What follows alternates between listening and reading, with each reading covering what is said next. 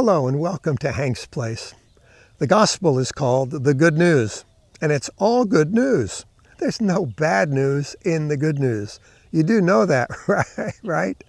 Yet many Christians' perceptions of God are that there is some bad news there and that they haven't been measuring up to God's standards, that He's looking down from heaven with a frown on His face over their performance.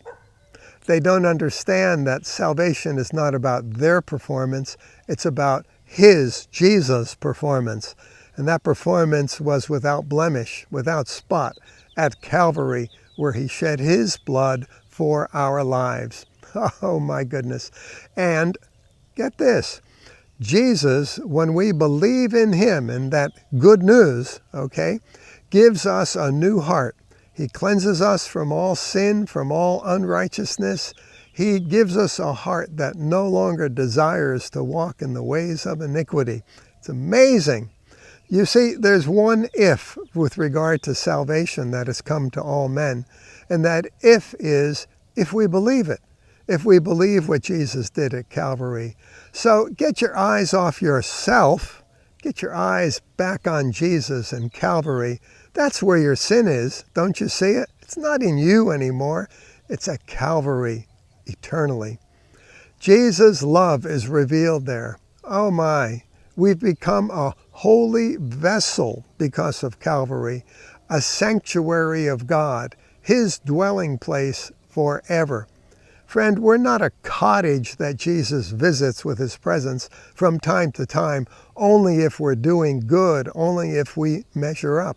Remember, it's Jesus who has measured up, and we believe on that work that He did, and He lives in us eternally. Today, begin to learn what it means to have Jesus living in you. Learn what it means, as Paul says in Philippians 2 and verse 12, about working out our salvation with fear and trembling. This working out means this process of discovery of what it means to be saved, to be filled with the Holy Spirit, to have God Himself dwelling within us. I tell you, as the process, this discovery takes place, you'll be overcome with fear and trembling, with awe at the love of God and His grace toward you and I.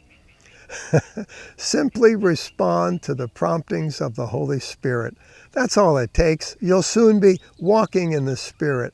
Your life will be one of joy and gladness of heart, regardless of your circumstances.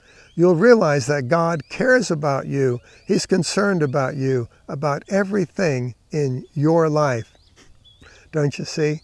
This working out of your salvation is not a hard thing, a difficult thing. It's a joyous thing, helping you to come alive.